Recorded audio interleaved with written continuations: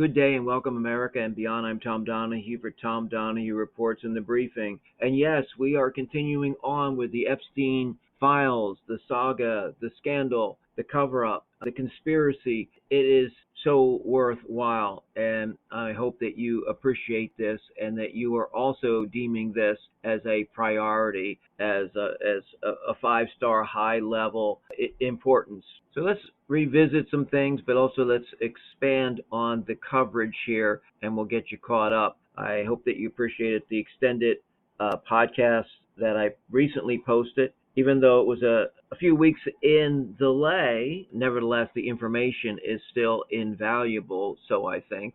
I hope that you feel the same. So Trump says that he did not sign the birthday card, he didn't draw it, he didn't participate. Yeah, everything's a hoax. And Trump says the DOJ has done its job on the Epstein files. If anyone did this kind of sloppy job and disgraceful and deceitful job, they'd be fired. And they'd also be sued or incarcerated. Well, I have to think that there are some Republican rebels like Massey, among others, that are forging forward, yes, in conjunction with Democrats, but that's how it works sometimes. And I may have mentioned this, but Trump says that in his rants, and you know what those rants are like late night, he's complaining about the radical left Democrats are bringing back this dying Epstein case.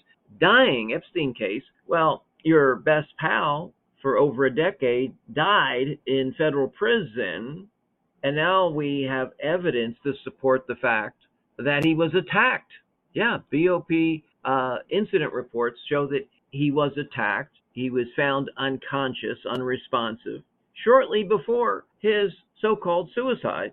And we talked about that orange blob and coming up the stairs and the missing minute with the video, and all this stuff is highly suspicious. Then his brother hired the world-renowned pathologist, Dr. Baden, and said that all signs indicate homicide, not suicide.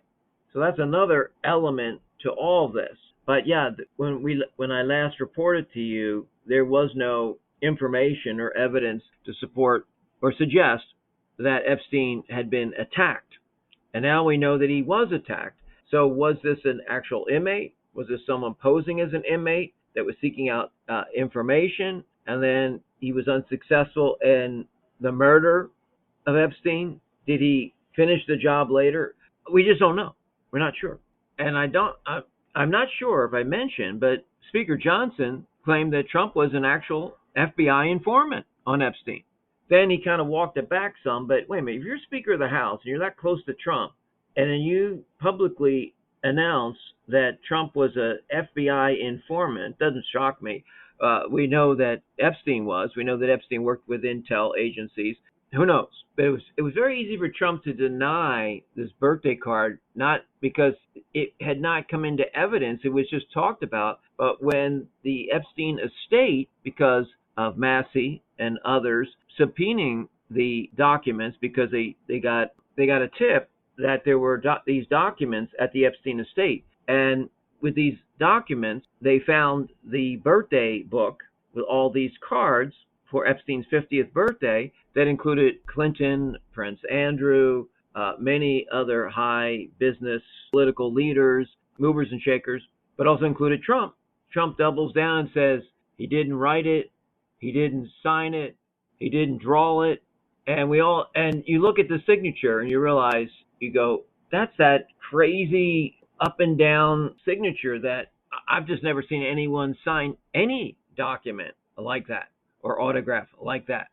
Trump pronounces the Epstein controversy dead, even amid all this information that's being conveyed. One report said that this new Trump Epstein birthday book bombshell is deadly and creepy, and even Trump knows that. The White House fumes over Epstein birthday book, said to include notes by Trump, Clinton, and other big names, New York Post. How about the UK ambassador that also was very chummy in his birthday entry? And at least the UK government, when they discovered this, released him from his duties as the UK ambassador to the United States. Trump said he doesn't even know who the guy is, but a few days prior to that, there he is in the White House, in the Oval Office, and Trump's actually communicating with him, but he didn't know him. He never knows anybody. Everything's a hoax. Everything's fake news. It really diminishes the fact that when it is fake and fraudulent news, or that something is an actual witch hunt or hoax, but Trump just overplays that card a lot. Big league. The top Senate Democrats are trying to force the Treasury Department to disclose the Epstein wire transfers that included the banksters. Where was the money coming from? Where was it going? That should be something everybody should have some interest in. So Trump says the birthday letter, days after the release, it's just a dead issue. Nobody cares about it. So Trump's signature deflection move, dodge, divert, deflect, is growing weaker by the minute. That is true.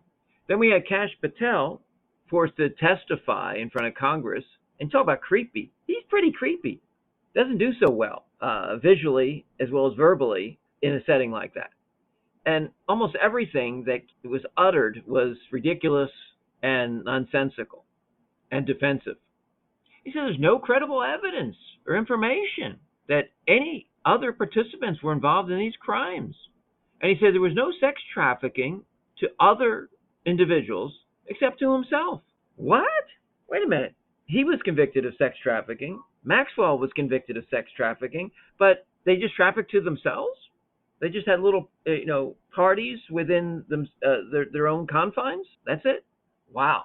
And he's the same guy, along with Bongino, when they were private citizens doing podcasts and programs on air that demanded the Epstein files release, demanded the client list release. I mean, this is a massive scandal and cover-up and conspiracy. And they should all be charged. Thanks for listening to Tom Donahue Reports. That's TomDonahueReports.com.